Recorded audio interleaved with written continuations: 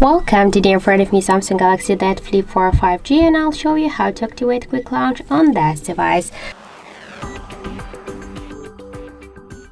So now by double press the power key button on the right side of our phone, we can see that I can only just lock the device. And if you want to, for example, just quick launch the camera application or another one, you should first click here to the settings and then scroll all the way down to the advanced features. After that, we'll see here the side key, and now just we should activate this double press switcher. And now, for example, we can quick launch camera by double press the power key button, and that's it. So thank you for watching, and if you find this video helpful, don't forget to leave a like, comment and to subscribe our channel.